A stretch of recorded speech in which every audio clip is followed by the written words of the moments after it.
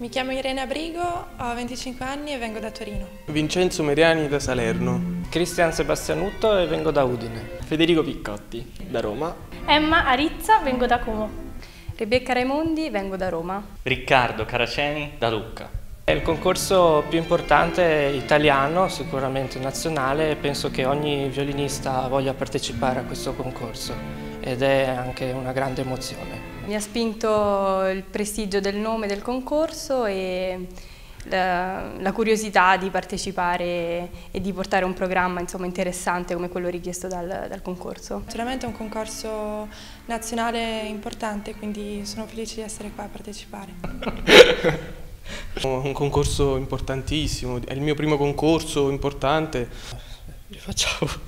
Sicuramente un concorso è un'esperienza positiva, bella, formativa, fa comunque crescere, è molto importante, quindi i concorsi in generale penso che vadano fatti. Abbiamo l'opportunità di suonare davanti a una giuria di valore, diversi brani, è sempre una nuova sfida. A un certo punto della propria preparazione uno termina gli studi in conservatorio e vede se è alla portata questo concorso e spero di essere alla portata, quindi. Questo è uno dei più importanti a cui ho mai partecipato, per cui sicuramente un po' la curiosità anche di vedere com'è il livello, come reagiscono a esperienze del genere. Mettersi in gioco, avere l'opportunità di suonare di fronte a una giuria importante. E comunque credo sia un trampolino di lancio per noi giovani, ma anche un modo per confrontarsi tra di noi.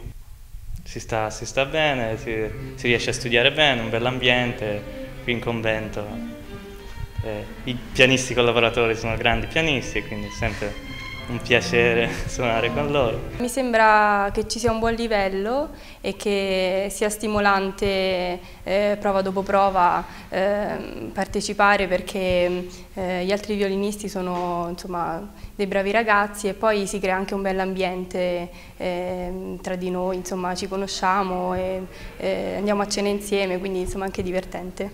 L'atmosfera è molto tranquilla anche rispetto ad altri concorsi a cui ho partecipato, è molto serena, ognuno suona un po' così secondo quello che sa fare. Che domande sono? Mi rifiuto di rispondere. No, in caso di vittoria tanta felicità, poi bisogna sudarsela. No, ma non posso no, veramente. Ciao, a posto. Grazie.